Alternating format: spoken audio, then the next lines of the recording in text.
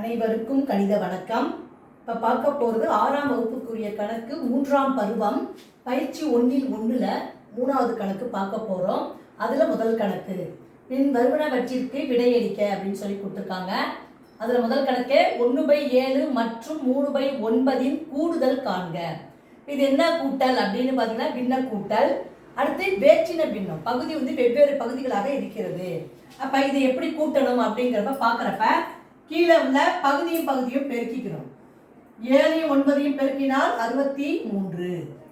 அடுத்து என்ன பண்றோம், இந்த 63ல 7 எத்தனை தடவை இருக்குன்னு பார்க்குறோம். இங்க இருக்கு பார்த்தீங்களா, அதே 9 தான். 9 பகுதியால என்ன பண்றோம், வகுக்கிறோம். அப்புறம் தொகுதியால பெருக்கிறோம். அப்ப 9 1ஐயும் பெருக்கணும்னா 9.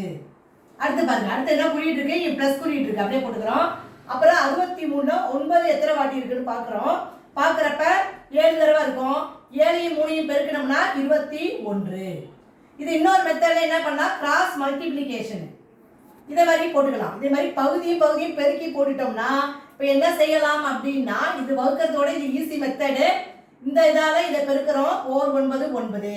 இந்த 3ஆல இந்த தொகுதியால இந்த பகுதியை பெருக்கிறோம், 3 7 21. அதே மாதிரியே நம்ம ஈஸியா போட்டுக்கலாம்.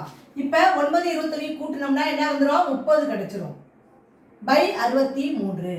இது ரெண்டு நம்பருமே 3ஆவது வாய்ப்பாடுல வகுப்படும். அப்போ நம்ம வகுத்துட்டு சுருக்கி போட போறோம். இப்போ பார்த்தீங்கன்னா 1 3 3 0. இங்க எத்தனை 3 இருக்கு பாருங்க, 2 3 6 1 3 3. அப்போ ஆன்சர் என்ன கிடைச்சிருக்கு அப்படின்னா அந்த கணக்குக்கு 10/21. இதனுடைய கூடுதல் இப்போ என்ன கிடைச்சிருக்கு, 10/21. இந்த மாதிரி தான் பின்ன கூட்டல் நம்ம கூட்டி போடணும். புரிஞ்சுங்களா?